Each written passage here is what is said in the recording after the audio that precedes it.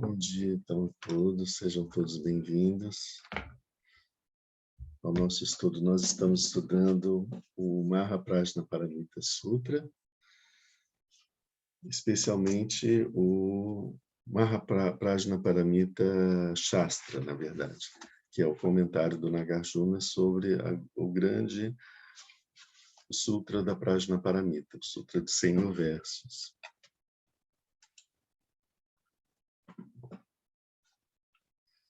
Vamos fazer a primeira leitura, então, da essência da Prajnaparamita, para a gente continuar o nosso estudo. Assim ouvi, certa vez o Bhagavat estava em Rajagriha, na colina dos abutres, na companhia da grande comunidade de monges e da grande comunidade de bodhisattvas. Entrou no samadhi denominado percepção profunda, que observa atentamente todos os fenômenos. No mesmo momento, o sublime Bodhisattva Avalokiteshvara, estando em absorção no conhecimento transcendente, viu que a natureza dos 5 agregados era vazia. Depois, pelo poder do Buda, o venerável Shariputra perguntou ao Bodhisattva Avalokiteshvara como devem treinar-se os homens e as mulheres afortunados que desejam realizar o profundo conhecimento transcendente. Assim ele falou. Então, o Bodhisattva Mahasattva Avalokiteshvara respondeu ao venerável Shariputra. Shariputra, aquele ou aquela que deseja entregar-se à prática do profundo conhecimento transcendente, devem ver assim. Ele deve ver que a natureza dos 5 agregados é vazia e totalmente pura. A forma é o vazio é a forma. A forma não é nada além que o vazio não é nada além que a forma. Da mesma maneira que as sensações, as percepções, as formações mentais e as consciências são vazias. Assim, Shariputra, todos os fenômenos são vacuidade. Eles não têm nem características, nem origem, nem fim. Eles não são nem impuros, nem livres de toda impureza. Nem aumentam, nem diminuem. Eis então porque no seio da vacuidade não há forma, sensação, percepção, formação mental, nem consciência. Não há nem olho, nem ouvido, nem nariz, nem língua, nem corpo, nem mente. Não há nem forma, nem som, nem odor, nem sabor, nem contato, nem fenômeno mental. Não há qualidades inerentes à visão, à audição, ao olfato, ao paladar, ao tato e à consciência mental. Não há nem ignorância, nem envelhecimento, nem morte, nem sua respectiva cessação. Da mesma maneira, não há nem sofrimento, nem origem do sofrimento, nem extinção do sofrimento, nem caminho. Não há nem sabedoria, nem realização, nem não realização. Assim, Shariputra, uma vez que para os bodhisattvas não tem nenhum dano, eles apoiam-se sobre o conhecimento transcendente e ali permanecem. Sua mente é desprovida de todo véu, são destemidos, transcenderam toda visão errônea e passaram definitivamente para além do sofrimento. Apoiando-se sobre o conhecimento transcendente, todos os Budas do passado, do presente e do futuro atingem a budeidade absoluta, o perfeito e insuperável despertar. É por isso que o mantra do conhecimento transcendente, o mantra da clarividência, o mantra insuperável, o mantra inegável, o mantra que alivia totalmente todo sofrimento, não mente. Saiba que ele é verdadeiro. Eis aqui o mantra da perfeição transcendente. Om Gate Gate para Sangate Bodhi Soha. Shariputra, é assim que um grande bodhisattva deve treinar-se no profundo conhecimento transcendente. Depois o Bhagavat saiu de seu samadhi e felicitou o Bodhisattva Mahasattva Avalokiteshvara. Excelente, excelente, nobre filho. É isso, é isso. Depois que o Bhagavat assim disse, o venerável Shariputra, o Bodhisattva Avalokiteshvara, todos aqueles que o cercavam e o mundo com os deuses, os humanos, os semideuses e os Gandharvas, se regozijaram e louvaram sinceramente suas palavras. Aqui termina a sublime essência do conhecimento transcendente.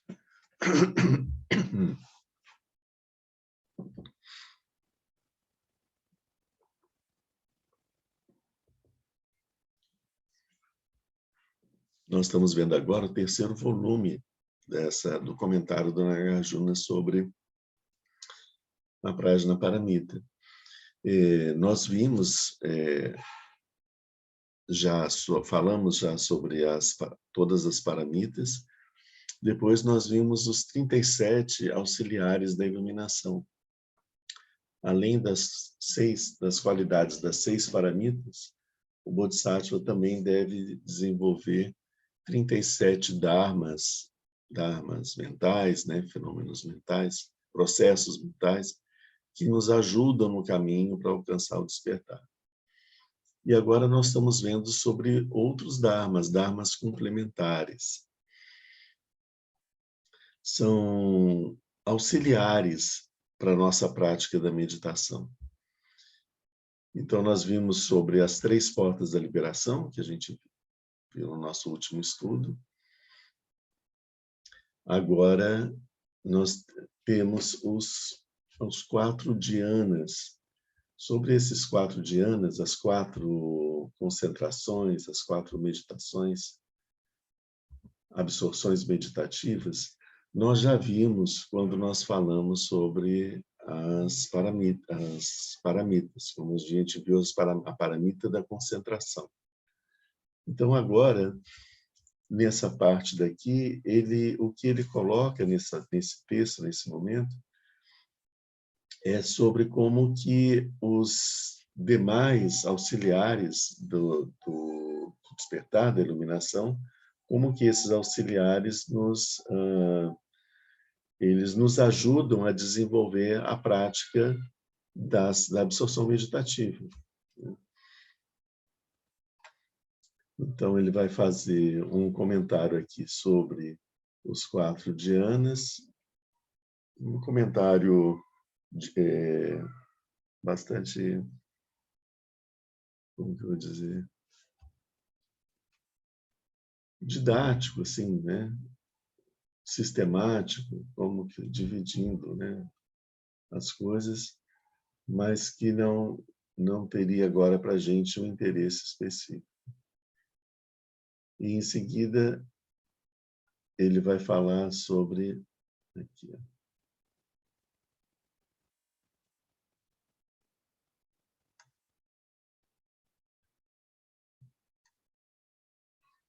Ele vai falar sobre os 4 incomensuráveis.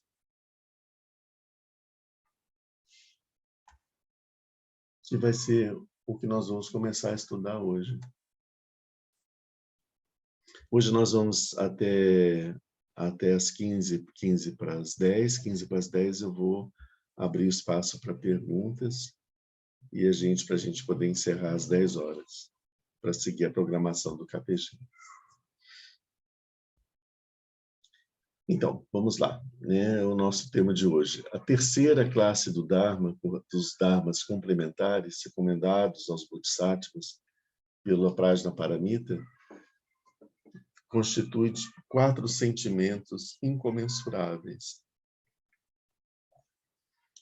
Esses pensamentos, sentimentos incomensuráveis são traduzidos por nós como bondade e amor, compaixão, alegria e equanimidade. Então, o primeiro deles, Maitri, é traduzido como às vezes, ela tem um sentido de benevolência, ou seja, de desejar um desejo do bem, e é traduzido também, a melhor tradução que a gente já viu, é de bondade e amor, né? Muitas vezes é traduzido por amor, e amor é uma palavra que tem tantos sentidos na nossa língua que às vezes não apreende exatamente o sentido do que é Maitri, né? Maitri não é esse amor pessoal, esse amor apego, que é o amor que a gente chama de amor normalmente. Então, ele é mais uma característica de bondade e amor, amorosidade, né? Um sentimento de bondade e amorosidade em relação aos seres. Isso é Maitri. E Maitreya é o Bodhisattva que incorpora, que expressa, que manifesta esse sentimento em sua plenitude, né? vai ser o nosso próximo Buda. Depois vem Karuna. Karuna é compaixão, né? Piedade, compaixão, e a melhor tradução mesmo é de compaixão. Então, a gente já fala bastante sobre esse sentimento, especialmente na prática de Chirenzi, que é o Bodhisattva da compaixão, Avalokiteshvara. Então a gente vê que Avalokiteshvara é quem dá o ensinamento da Prajnaparamita. É o Bodhisattva da compaixão. Então a gente está vendo o amor, bondade, a compaixão, depois vem Mudita, a alegria, e por fim o Peksha, que é a equanimidade. Esses são os 4 pensamentos incomensuráveis. Também são chamados de as 4 liberações da mente. Por aí a gente vê a potência desses dharmas mentais. Eles são chamados de os liberadores da mente. Então, eles têm um poder muito grande de libertar a nossa mente, os nossos pensamentos, dos seus entraves, das suas amarras. É também chamado de as 4 residências do Deus Brahma, que faz a gente ver como que, seguindo as concentrações os 4 dhyanas, os 4 dhyanas são 4 estágios sucessivos de absorção meditativa que terminam nas esferas celestes dos deuses, que são a residência do Deus Brahma e o Brahma dos Brahmas, Mahabrahma. Então, aqui, esses 4 pensamentos incomensuráveis são chamados as 4 residências do Deus Brahma. Isso para a gente ter uma noção de o quão fundamental, importante e poderosos são esses pensamentos, né? Eles nos conduzem para essas 4 residências do Deus Brahma. 4 porque são os 4 pensamentos, né? Esse último termo é muito frequente nos textos posteriores, tá, do sânscrito. Então, é uma característica que é bem reforçada, né? Então, quando a descrição que faz aqui no Cânone Pali sobre esses pensamentos, ele diz assim: primeiro, você tendo englobado a primeira região, a região do leste, abrangendo toda a religião do leste por um pensamento associado ao amor-bondade, nós permanecemos nesse estado. Depois, nós pegamos as outras 3 regiões, região do sul, do oeste e do sul, do oeste e do norte. Essas regiões, a região leste sempre é a região para onde está o nosso rosto, para onde dirige o nosso rosto. Região sul é a que está na nossa orelha direita. Oeste é a região que está na nossa nuca. Norte é a região da nossa orelha direita. Então, norte, sul, leste, oeste, para o praticante, não importa a posição que ele está, né? Norte, sul, leste, oeste está sempre relacionado com a postura do seu corpo e as direções para onde você se dirige. Não existe uma necessidade de que eu esteja olhando para o leste para poder fazer uma prática. Pode ser que talvez alguma prática muito específica, mas eu não conheço nenhuma prática budista que exija isso como necessário. E é sempre dito isso quando fala, por exemplo, o Buda Akshobhya, ou então o Buda da medicina, Vaishashya Guru, o Sanghemela, ele vem da região leste, ele vem do leste. Isso significa que ele tá vindo nessa direção, né? Para onde eu estou olhando, é de lá que está vindo o Buda Akshobhya, que está vindo o Sanghemela. Quando na prática de Bodhisattva, na prática de Amitabha, quando nós vemos o reino de Amitabha, que é o reino do oeste, a gente percebe que esse reino do oeste é o que está atrás da nossa cabeça. Então, é de lá que vem todos os seres que vêm de Deu-a-Chen e da região de onde, que é dominada pelo Buda Amitabha. Então, só essa orientação, né? Quando a gente fala das... Então, ele fala para a gente ver para cada uma dessas 4 direções, as 4 direções intermediárias e o Zenit e o Nadir. E com isso nosso sentimento de bondade, amor, ele se expande por todas as 10 direções do universo, né?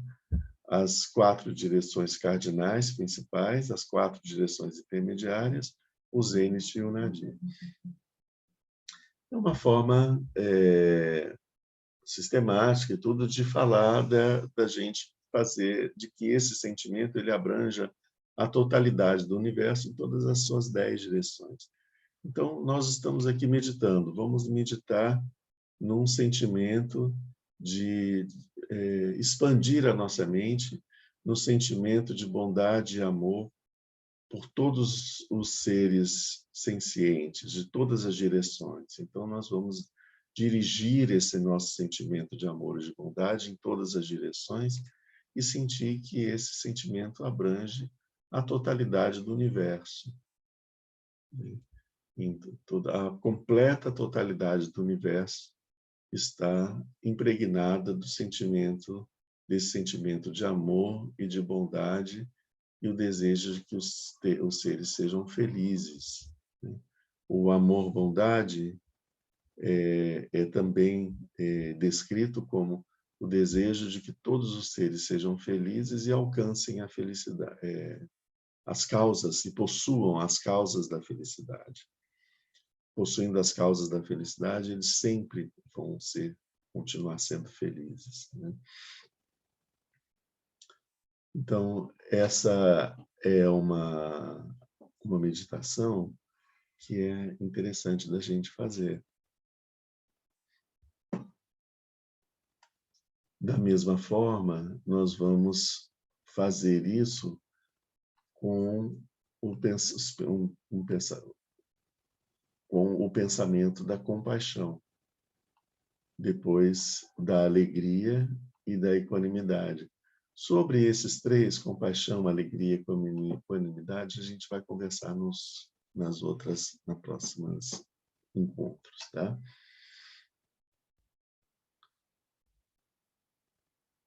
Bom, sim. Existe uma forma, uma sutil diferença na prática que é feita no pequeno veículo, a prática dos Shravakas e a prática dos Bodhisattvas, em relação a todos os 2, ou seja, é um ensinamento fundamental do Buda Shakyamuni, né? Os 4 sentimentos incomensuráveis estão presentes em todos os ciclos dos ensinamentos do Buda. Existe uma diferença na forma como os Shravakas, que são os que seguem o ensinamento do primeiro ciclo, e os Bodhisattvas, os ensinamentos do Mahayana, praticam esses pensamentos. Então,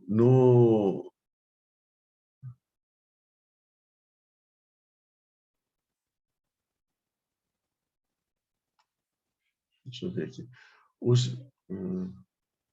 Os Shravakas, eles fazem essa prática dos pensamentos incomensuráveis no interesse próprio, porque eles sabem que é uma técnica, que é um método de purificação da sua própria mente, e isso vai trazer um resultado imediato para si mesmos. Então, eles fazem essa prática de desenvolver as qualidades do amor, da bondade, da compaixão, da alegria, da equanimidade, porque isso a prática desses pensamentos traz um grande benefício em si mesma para o praticante. Então, é nesse sentido que os Shravakas fazem a prática dos 4 comensuráveis. O Bodhisattva, pelo contrário, o interesse dele é de realmente fazer com que os outros sejam felizes, o sentimento de amor, fazer com que os seres sejam libertos do sofrimento, que é o sentimento de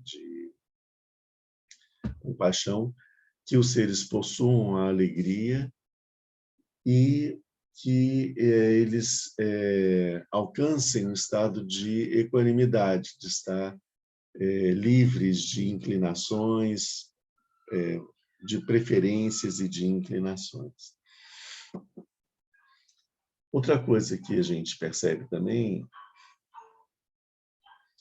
que no caso os dois, tanto Mahayana como Hinayana, estão de acordo, na meditação da bondade e amor, por exemplo, não há ninguém que recebe o amor que a gente... Ninguém se satisfaz com algo que foi enviado.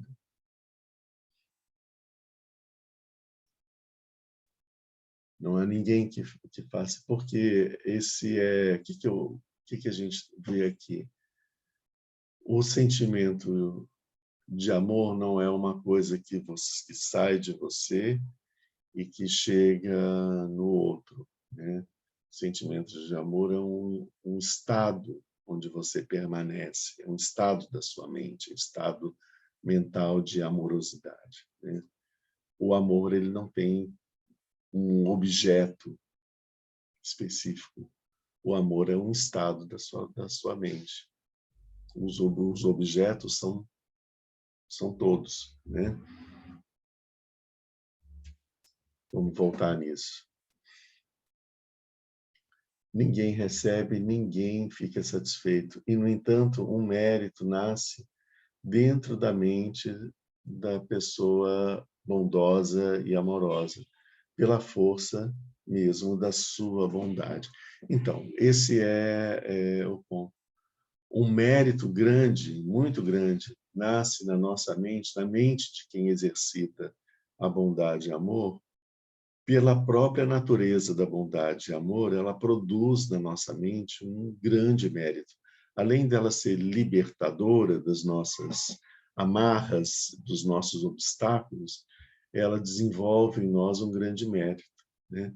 Um sentimento. Quando nós sabemos disso, quando nós estamos experimentando um sentimento de bondade, de amor, nós sentimos uma grande alegria, sentimos uma disponibilização para agir, para fazer algo em relação aos outros. Então, existe uma energia que surge desse sentimento também, né? Então, uma força, uma energia, uma determinação, uma lucidez para que a gente possa seguir o caminho, alcançar o objetivo que o amor nos indica. Então, tudo isso são grandes auxiliares para a nossa prática. Esse que é importante. Então, a gente vê que antes mesmo de que o nosso exercício da bondade e o amor beneficie os seres, o primeiro beneficiado por isso somos nós mesmos, certo? É aqui onde param os Shravakas, eles identificam isso e eles buscam isso.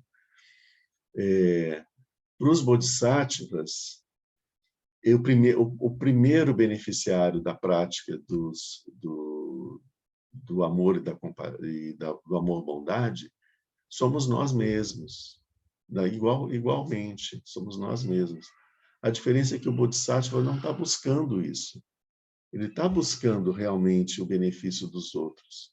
É claro que ele recebe o benefício do amor-bondade em primeiro lugar, porque nasceu nele, brotou nele, ele adquiriu um grande mérito com essa prática, mas a intenção dele está sendo no outro, o outro. E o mérito que ele adquire por ter desenvolvido bondade e amor em si mesmo, ele vai utilizar esse mérito também em benefício dos outros, né? E com isso ele vai multiplicar, né, de uma forma exponencial os próprios méritos que o amor-bondade desperta na mente dele. Então, a diferença ela é muito sutil, né? O efeito concreto, por assim dizer, né? É difícil a gente falar em concreto no budismo, porque nada é concreto, né? Mas é uma figura de linguagem aqui.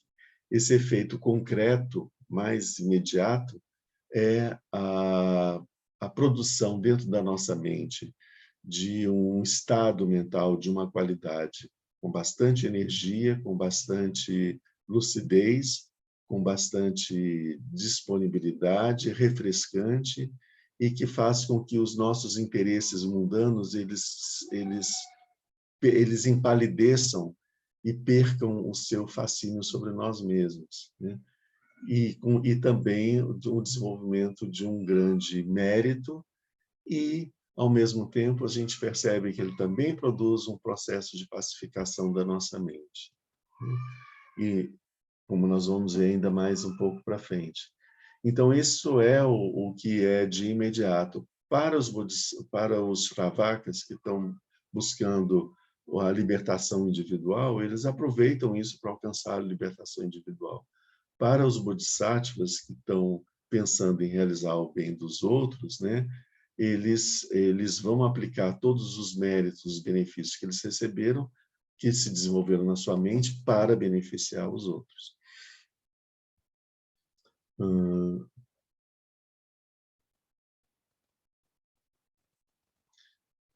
Ele continua aqui que os 4 incomensuráveis são aspirações platônicas, né? Não é suficiente que nós desejemos que os outros sejam felizes para que os outros sejam felizes. Nem é suficiente que a gente deseje que o sofrimento dos seres se extinga. Não é suficiente isso para que o sofrimento dos seres se extinga. Não é o fato da gente estar sentindo amor ou da gente estar sentindo compaixão que os seres vão ser mais felizes ou vão ter os seus sofrimentos aliviados, né?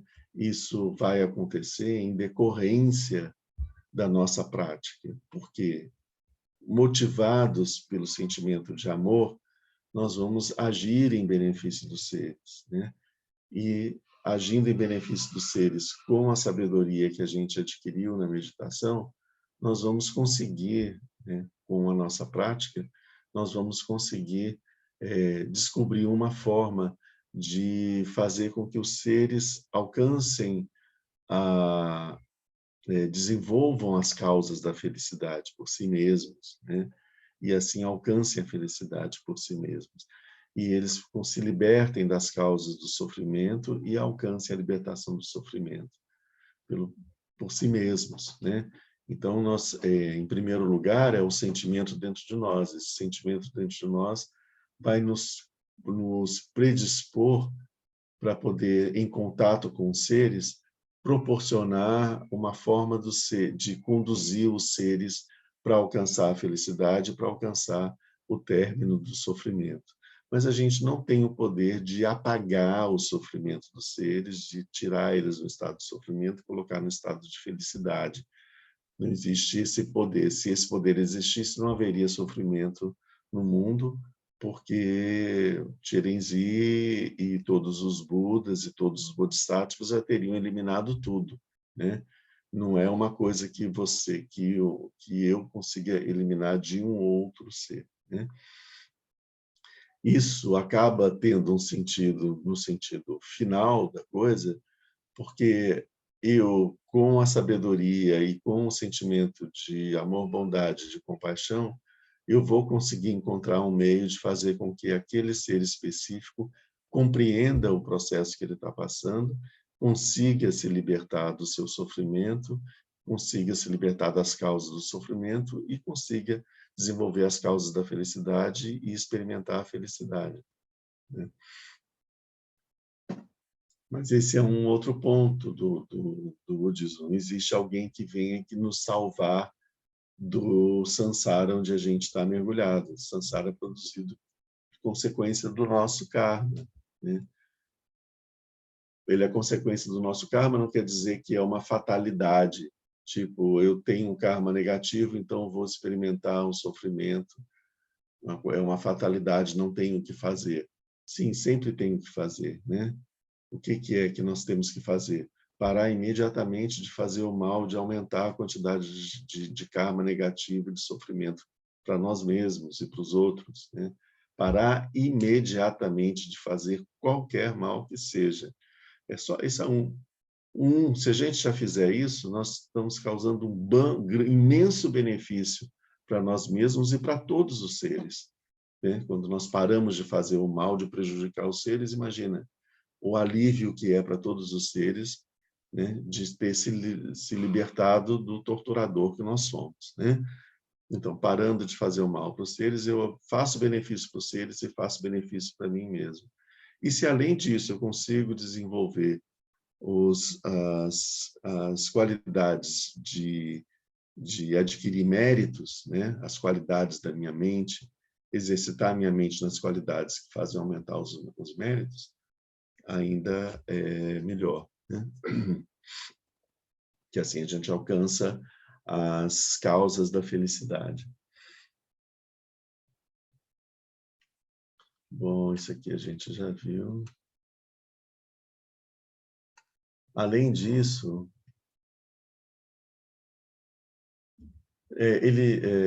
além disso, a gente vê que o Bodhisattva, além de ter esse interesse pelos seres, o Bodhisattva não perde de vista as características que a gente está estudando aqui na página Paramita, desde o início. Não perde de vista a vacuidade dos seres e a vacuidade das coisas, né, dos objetos. Então, ele sabe que os seres não têm uma existência, não têm uma existência própria. Os seres são,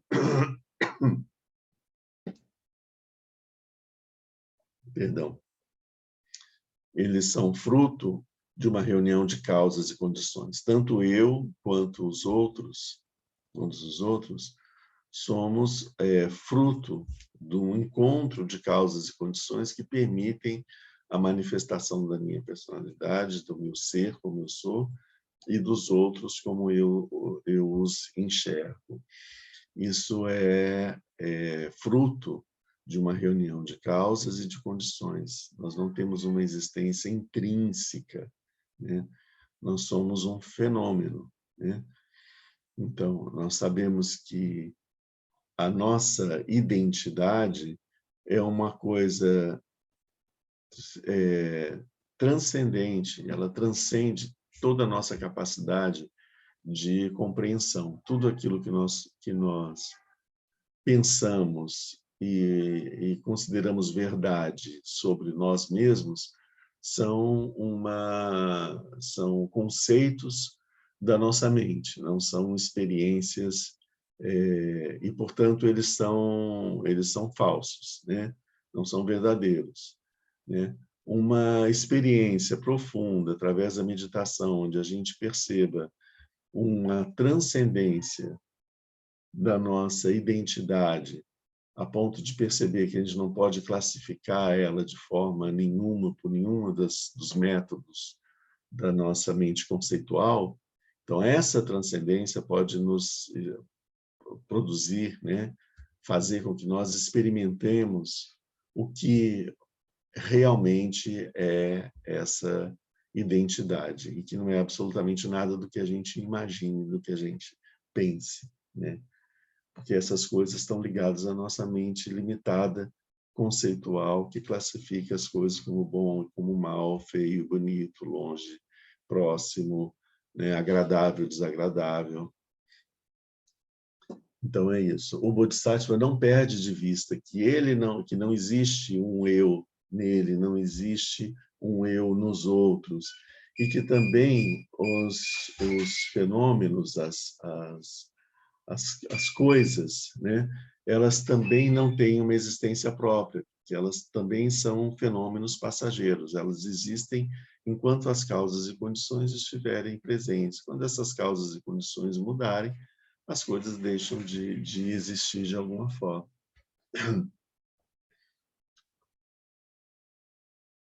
Então, ele sabe que apesar de nem dos seres não existirem, né, e também das coisas não existirem, e do sofrimento dos seres também não existir, ele ser uma ilusão, o Bodhisattva sabe que as pessoas que estão mergulhadas nessa realidade dualista experimentam um grande sofrimento, né? E estão presas nessa visão dualista que elas têm, concreta, e experimentam um grande sofrimento. Elas não percebem que esse sofrimento que elas experimentam não tem uma consistência, e é apenas o fruto de um equívoco, de um pensamento truncado, equivocado, errado, falso, né? Ilusório, né? É fruto da ignorância, que quando você elimina a ignorância, o sofrimento desaparece, né?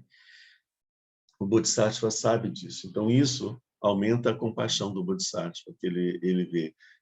Os seres têm tudo para serem felizes, eles são Budas, eles têm tudo para serem felizes, mas eles sofrem profundamente e amargamente um sofrimento completamente inexistente, mas que eles acreditam que exista.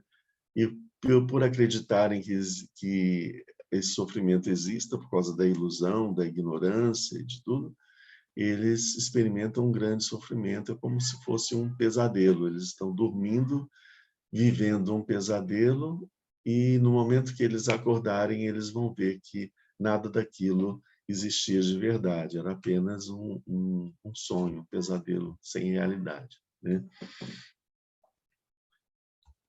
Ok, né? Vamos dar, deixa eu ver aqui se a gente ainda pode ir mais um pouco. Então, a gente viu, ele segue com a definição desses incomensuráveis. Os 4 sentimentos incomensuráveis, o primeiro deles, Maitri, o pensamento de amor e bondade em relação aos seres, e de estar sempre buscando a segurança para os seres e coisas felizes para fazer para os seres, e fazer o bem dos seres.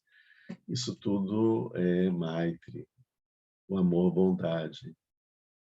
Nós pensamos quais são, nas coisas boas que nós sentimos são boas, agradáveis, felizes, a gente pensa, vamos dedicar essas coisas para os seres, para que os seres sejam felizes, né? A preocupação que o Bodhisattva tem quando ele está experimentando, vivenciando esse pensamento de Maitri, é de que forma que eu posso fazer os seres serem felizes, eu posso ajudar os seres a serem felizes, a desenvolver as causas, como é que eu posso estimular os seres a desenvolver as causas que vão levá-los à felicidade, né? Isso é a preocupação do Bodhisattva. Karuna é o pensamento de compaixão pelos seres que suportam nos 5 destinos todos os tipos de dores corporais e de dores mentais. Então, assim, os 5 destinos são os 5 formas de existência. São chamados 5 mundos, 5 esferas, são 5 formas de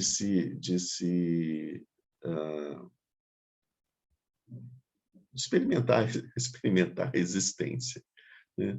Que é a existência nos infernos, nos espíritos famintos, os animais, os humanos e os deuses. Às vezes, muitas vezes, você divide o mundo dos deuses em 2, e aí você cria um sexto destino, né? A gente divide em 2, ficando uma parte para os semideuses, ou seja, os deuses pequenos, os deuses imperfeitos, os pequenos deuses, os devas, os pequenos divindades, né? E há uma outra parte para os grandes deuses, aquilo que a gente chama de deuses mesmos, né? Com mais poder e com um estado de consciência, de poder maior. Esses são os 5 destinos. todos os tipos de dores corporais, né? Caíca, dukkha, dores do corpo, sofrimentos do corpo, porque dukkha não é só dor, né? Dor aqui significa sofrimento e, mais especificamente, insatisfação, né? Qualquer sentimento de insatisfação a gente considera como dukkha, né? É a dor, sofrimento, que o Buda diz que tudo é sofrimento. Quando a gente fala em satisfação, a gente vê uma dimensão maior para o que ele está falando, né? Todas as experiências, elas produzem em algum momento chega essa experiência dessa insatisfação.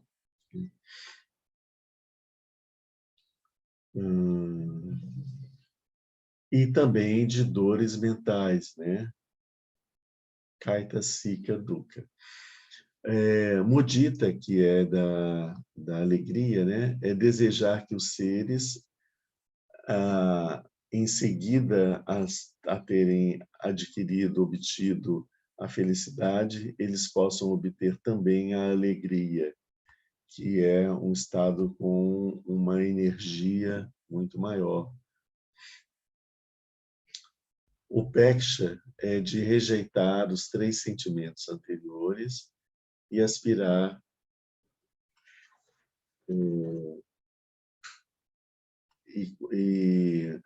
deixa eu ver como se...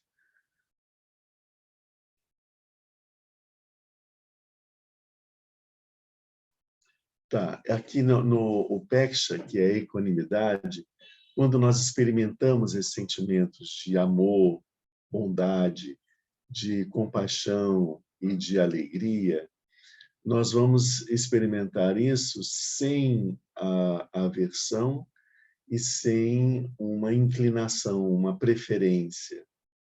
Então, é a forma de rejeitar a inclinação que esses sentimentos produzem, né? Eles nos mobilizam para tomar um partido, para poder desejar que este ser seja feliz, não estou pensando nos outros, então para que este ser, eu sinto compaixão desse ser, e quem está fazendo esse ser sofrer, eu já olho né, de uma outra forma.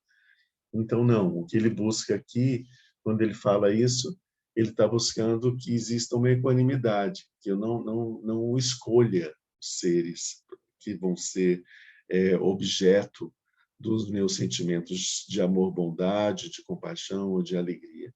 Que, igualmente, todos os seres vão ser objetos desse sentimento. Então, desenvolver esse estado de equanimidade que faça com que a gente consiga abranger todos os seres. Então, em alguns seres, às vezes, despertam mais a nossa compaixão. Então, é fácil para nós sentirmos compaixão, nós vamos sentir compaixão por eles também, nós vamos sentir o amor, a bondade. Ok.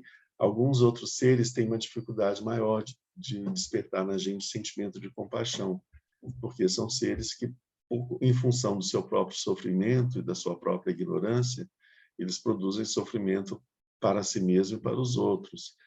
Então, e para nós mesmos. Então, assim, isso é a tendência da gente desenvolver um sentimento de aversão. Mas, pela equanimidade, a gente ultrapassa essa tendência de sentir aversão e nós também experimentamos a mesma compaixão, na mesma intensidade, também por esses seres. Porque nós compreendemos a causa do seu comportamento. A causa do seu comportamento é uma grande ignorância. E que essa grande ignorância produz um grande sofrimento para eles mesmos. Então, eles, muitas vezes, né, eles só estão sofrendo numa intensidade maior do que o sofrimento que eles conseguem produzir nos outros. Com esse pensamento, nós conseguimos desenvolver um estado de compaixão também por esses seres, né?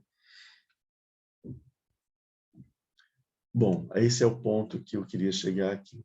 Nós exercitamos o amor-bondade para afastar a hostilidade em relação aos seres, né? Então, esse é um ponto fundamental aqui da nossa prática. quando a gente estava falando sobre como que esses sentimentos produzem a libertação da nossa mente, aqui a gente está vendo de uma forma bastante específica. Maitri, o amor-bondade, que é o nosso tema de hoje, né? Ele, além de produzir esse estado maravilhoso, delicioso da nossa mente, de sentir essa bondade, esse amor e essa paz que isso produz em nós, ele produz isso também porque ele anula qualquer sentimento de hostilidade em relação aos seres. Então, num estado, se nós estamos experimentando raiva ou hostilidade em relação aos seres, nós criamos uma tensão na nossa mente. Nós não conseguimos um estado de pacificação da mente que nos permita alcançar o despertar, né? A nossa mente, ela pode estar, ela não vai estar em momento nenhum, holograficamente, ela não vai estar em momento nenhum pacificada, porque existe um tensionamento. Esse tensionamento é produzido pelo sentimento de hostilidade, de raiva, de aversão, né? Então, o amor-bondade, ele vai permitir que a gente ultrapasse esse sentimento de hostilidade, de aversão, e que a gente consiga desejar o bem e a felicidade para todos os seres, inclusive para aqueles seres por quem a gente anteriormente sentia hostilidade. Vocês veem como que isso é muito importante, especialmente, e é muito importante no momento que a gente está vivendo hoje, né? Por isso eu escolhi a gente se dedicar com um enfoque maior sobre a questão do amor-bondade, né? Nós estamos vivendo no mundo inteiro hoje, né? Não é só hoje, a gente está vivendo isso há milênios, né? Acho que desde tempos sem começo, o nosso mundo vive em constantes conflitos, e esses conflitos são fruto dessa hostilidade. Nós tivemos no último século, um século com inúmeras guerras. Fala-se de algumas guerras específicas que são guerras do nosso que são destacadas como dignas de serem mencionadas pela nossa visão, a visão eurocêntrica da nossa cultura, né? Mas existem muitas outras guerras que, como não afetam a parte rica do planeta, que é quem domina a informação e a cultura, essas guerras estão lá acontecendo, e ninguém pensa nelas no dia a dia, né? Nós temos muitas guerras tribais acontecendo na África e diversos outros lugares, e que são coisas que não aparecem na mídia, né? Às vezes aparece um momento, depois aquilo some, né? Enfim, mas nesse momento, assim, isso está sendo mais evidente, e a gente tem percebido esse nível de hostilidade acontecendo em todo o mundo e levando como consequência muitos atos das pessoas, atos de agressão, de hostilidade, e atos bastante negativos, inclusive, e muitas vezes a gente fica se sentindo impotente e não sabe o que fazer, né? Deprimido, sem saber como agir nessa situação. Então, está aqui, a gente tem agora já um bom instrumento. Vamos meditar no amor-bondade. Quanto mais nós meditarmos no amor-bondade, mais a nossa mente vai ficar distante dessa hostilidade. Quando a gente conseguir apagar essa hostilidade, nós vamos ter a clareza, a nossa mente mais pacificada, nós vamos conseguir enxergar o fenômeno, enxergar a realidade de uma forma mais clara.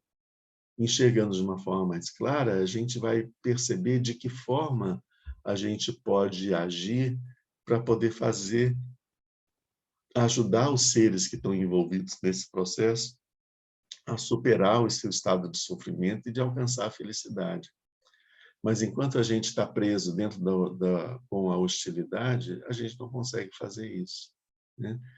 E meditando sobre o amor-bondade, da forma como a gente viu, abrangendo todo o universo, residindo nesse amor-bondade, entendendo que esse amor, esse estado em que nós estamos experimentando esse amor-bondade por todos os seres, é uma das residências do Deus Brahma, que é o grande Deus desse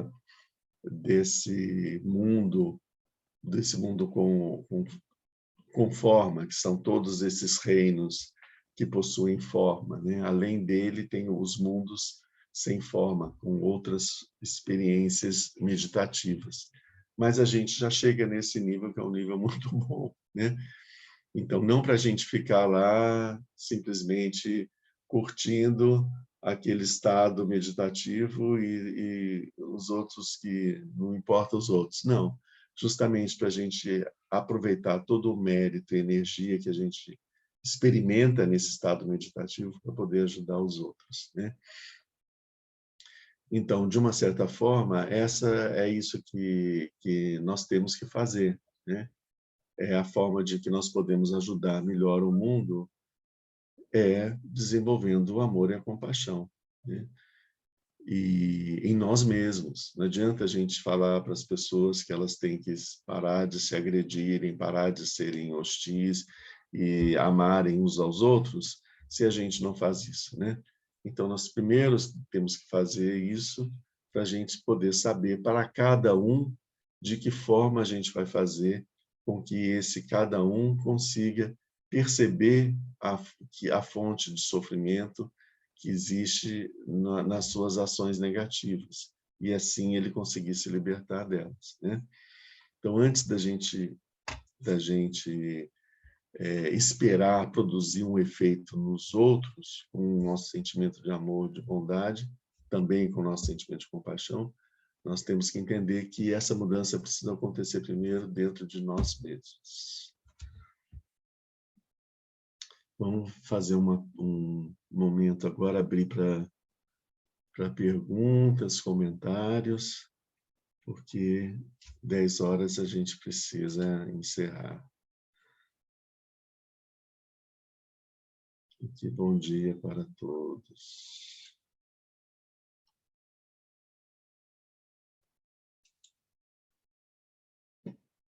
Fiquem à vontade.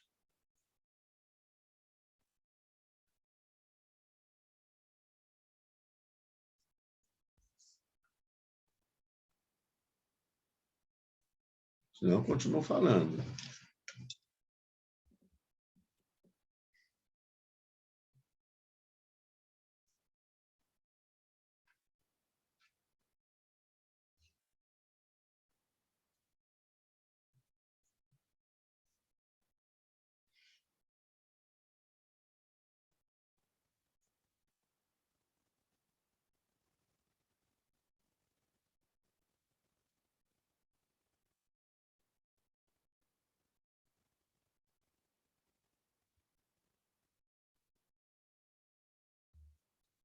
Vamos fazer, então, uma meditação nesse momento, né?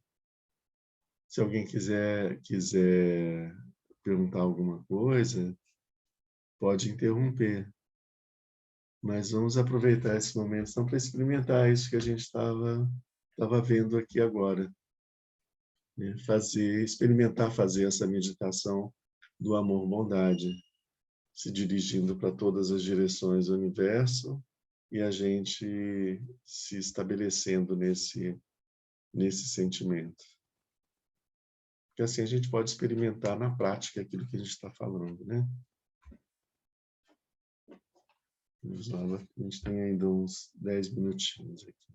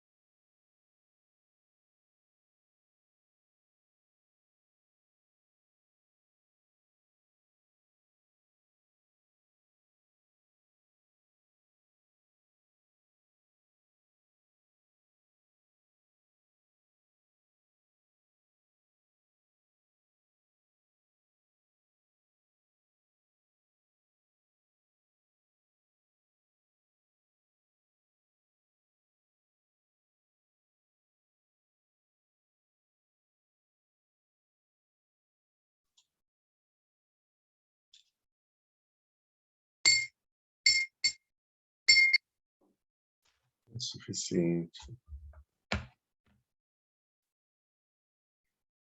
Como que foi fazer essa prática agora?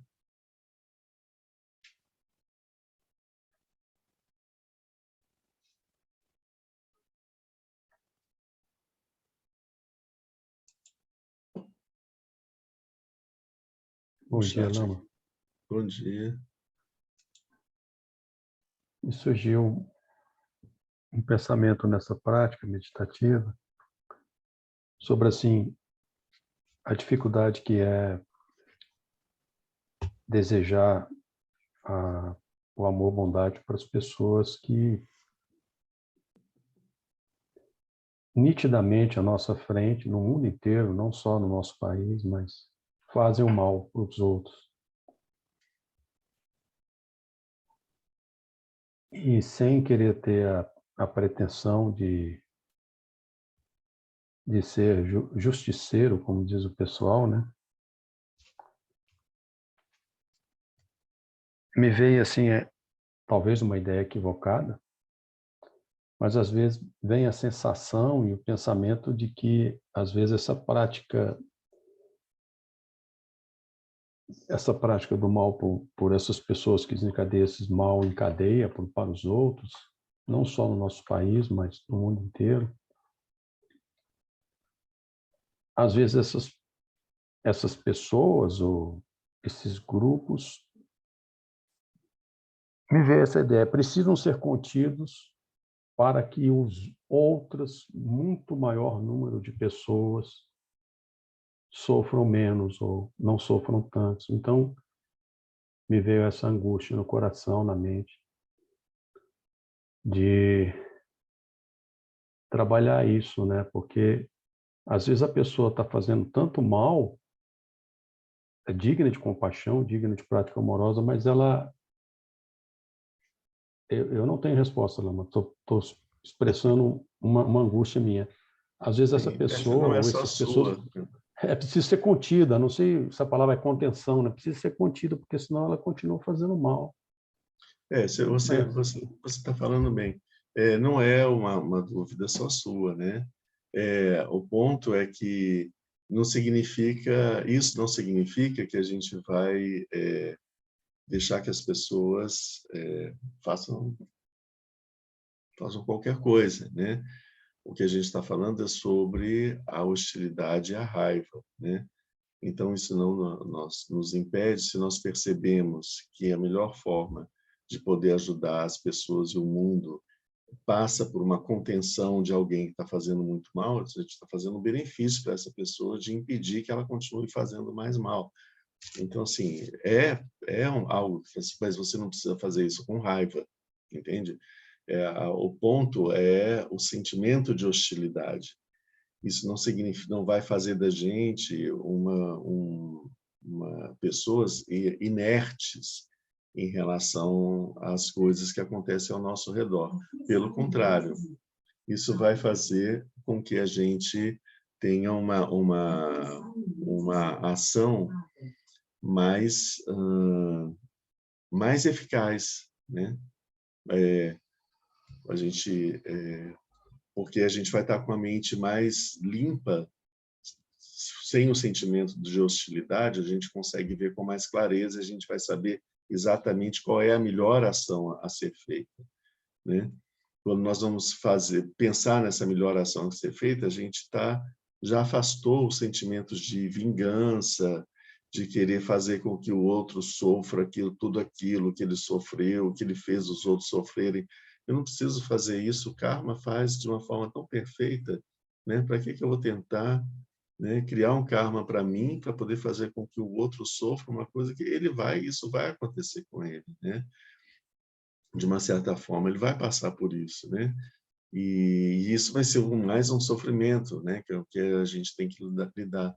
Mas quando a gente afasta esses sentimentos de vingança e de querer fazer essa justiça, né? Fazer essa justiça significa, muitas vezes, fazer com que os outros sofram numa intensidade semelhante ao sofrimento que eles causaram.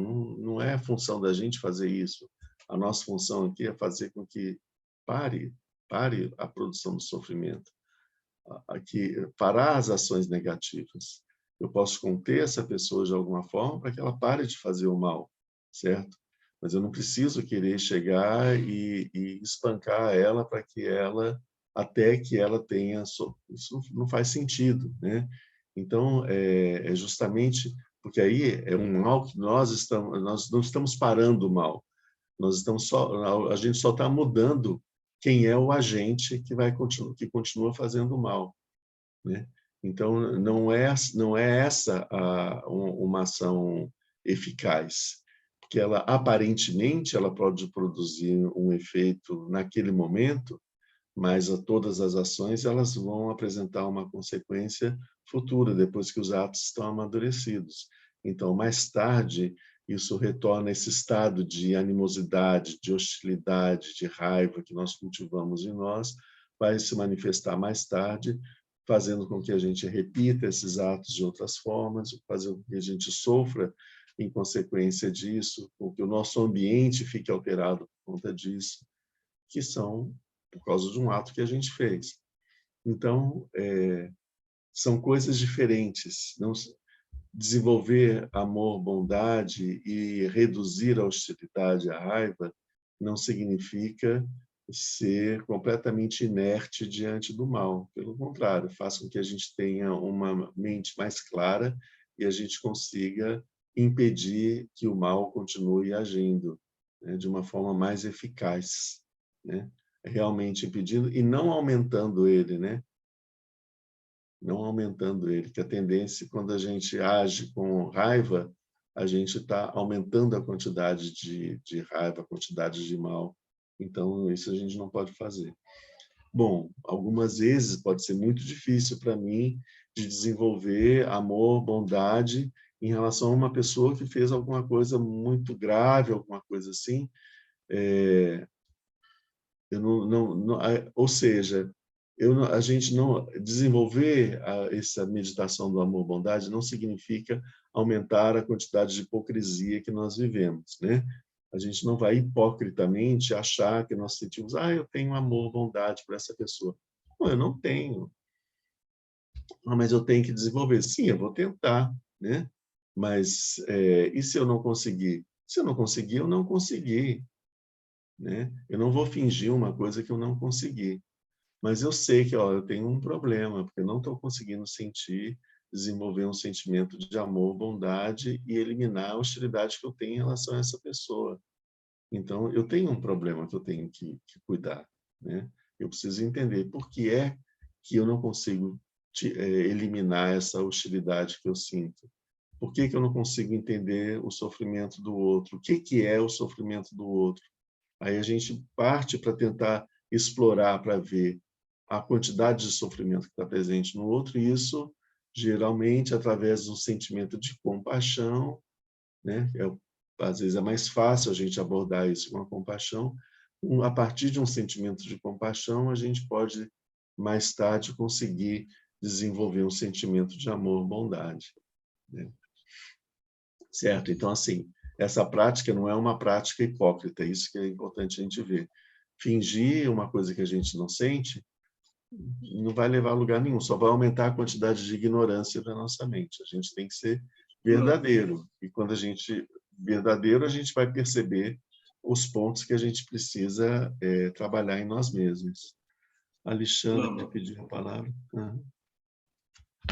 Sim. Eu gostaria de fazer um comentário em relação ao que o senhor está falando, a palestra de hoje. Alexandre, quando deixa eu te interromper só um pouquinho. Só pediram para você, então, ser breve, que eu já passei 5 minutos e o Lama Sonam vai começar uma outra prática daqui a pouco. Se você puder ser rápido na sua colocação, seria bom. Quando Mao Tse-tung, apesar de todo o mal que causou ao budismo, né, a destruição de templos e todas as situações que ocorreram no Tibete, quando ele veio a falecer, o Dalai Lama ele fez uma prática muito boa de compaixão ao acontecimento em relação a ele, porque ele realmente, de fato, necessitava de muita ajuda, né? Então, isso aí é um exemplo vivo, né, do senhor Dalai Lama, do nosso mestre aí, em relação à compaixão, né? Imagina o mal que foi causado ao budismo na época, né? Então, isso é um exemplo vivo do que realmente o senhor estava falando aí, né, dos efeitos positivos, apesar de toda a situação que ocorreu, né? Muito interessante aí as suas informações. Muito bem lembrado, Alexandre. Também Obrigado. aconteceu o mesmo com o Karmapa.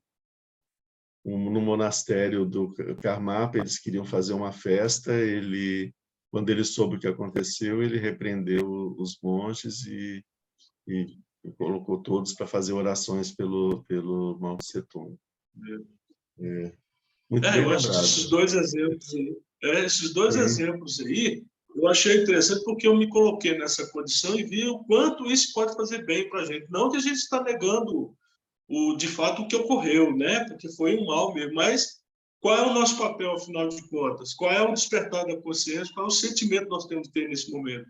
É a compaixão, esse é o momento de exercitar ela, né? Exatamente. Exatamente. Vamos então encerrar aqui o nosso encontro de hoje. A partir do próximo domingo, os nossos encontros vão ser presenciais e online. Então, presenciais lá no KPG. Okay? Então, vamos lá. Graças a essa virtude, tendo realizado rapidamente o Mahamudra, possa eu conduzir a esse estado todos os seres, sem exceção. Pela graça do Buda que obteve os 3 corpos, pela graça da imutável verdade do Dharma em si e pela graça da infalível aspiração da Sangha, possa essa súplica de dedicatória realizar-se tal como ela é.